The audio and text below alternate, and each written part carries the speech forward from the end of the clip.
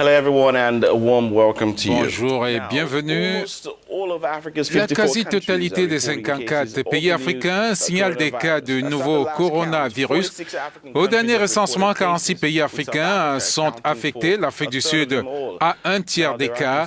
Il y a des inquiétudes. La pandémie aura-t-elle des conséquences dramatiques en Afrique, en particulier dans de nombreux pays qui ont encore de mauvaises infrastructures de santé publique et des faibles systèmes de protection sociale.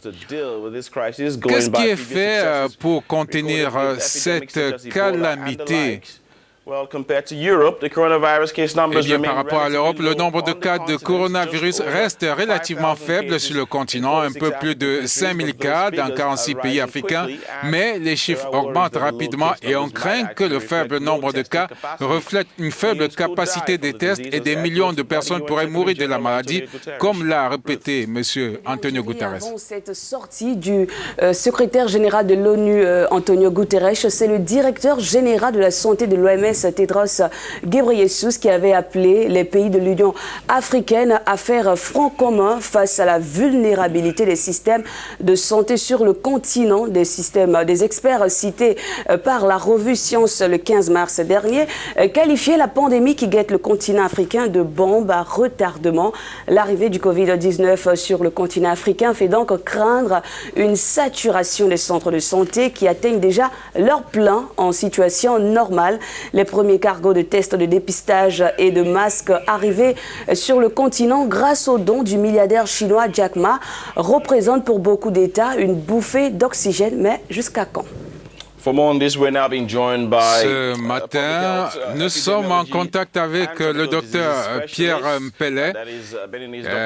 Il est spécialiste, c'est un épidémiologiste et spécialiste des maladies tropicales. Merci de votre compagnie. Le secrétaire général de l'ONU a déclaré qu'on risque des millions de morts en Afrique du fait de la pandémie actuelle. On remet souvent en cause les politiques de santé. Que pensez-vous?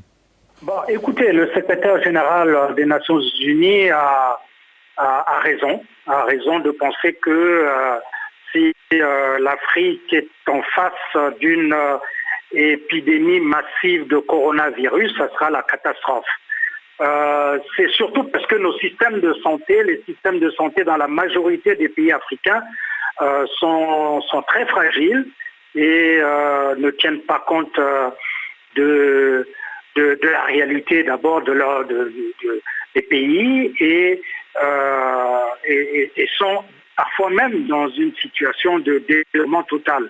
Et donc, il faut se rendre compte que, par exemple, en ce qui concerne les infrastructures et les équipements, l'Afrique n'a pas les moyens d'avoir, par exemple, dans le cas de la réponse à cette pandémie, d'avoir des équipements du type respirateur ou ventilateur. Le personnel est en sous-effectif à tous les niveaux. Je ne crois pas que nous ayons assez de réanimateurs pour encadrer des centaines de malades qui seraient dans nos hôpitaux. Il y a également que nous n'avons pas de système d'assurance maladie et voilà. Docteur Mpele, confinement, couvre-feu, état d'urgence, se sont de plus en plus adoptés en Afrique. Pensez-vous que ces mesures peuvent aider à endiguer réellement la propagation de ce coronavirus?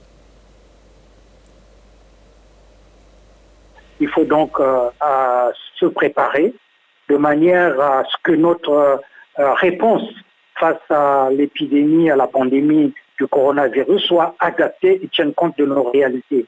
Mais il ne faut pas surtout, et ça c'est très important, bâtir des stratégies qui vont contre les droits humains et bâtir des stratégies de la peur avec la menace.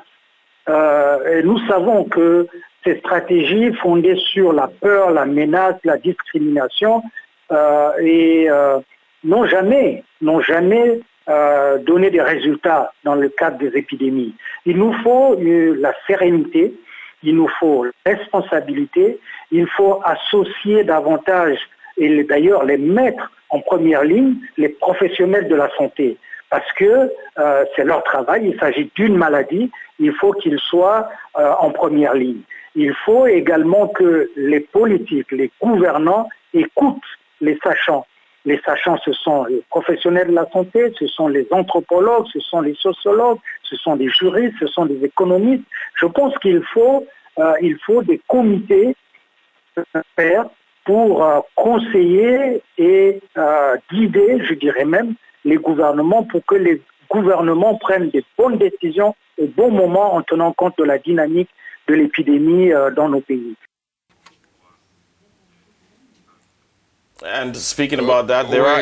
Parlant de cela, d'aucuns déplorent ces mesures et pensent qu'il s'agit du mimétisme des mesures adoptées en Europe. Et on dirait que les personnes âgées et celles dont le système immunitaire est affaibli sont les plus exposées à cette pandémie. Alors, Dr Pele, on voudrait savoir si on peut établir un lien avec d'autres maladies telles que le VIH et puis le coronavirus qui sévit actuellement. Nous avons, en 2019, il y avait 38 millions de personnes vivant avec le VIH, dont 70% étaient en Afrique. Donc plus de 25 millions de personnes vivant avec le VIH, qui sont donc immunodéprimées, voyez-vous. Mais avec le sida va aussi la tuberculose, qui fragilise les poumons et c'est une maladie importante en Afrique.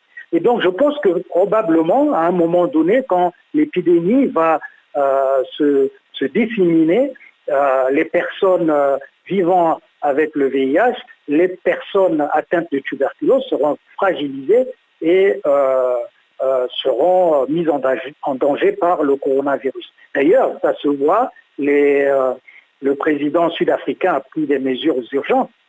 C'est pas simplement parce que c'est la mode, mais parce qu'il tient compte du fait que l'Afrique du Sud est le pays qui compte le plus de personnes vivant avec le VIH, surtout chez les Noirs sud-africains, qui sont aussi très pauvres en même temps. Et donc, voilà, il a pris ces mesures-là pour protéger. Et je pense qu'il y aura une corrélation, mais nous verrons, parce que nous apprenons chaque jour. C'est une maladie un virus émergent qui est apparu il y a moins de 150 jours.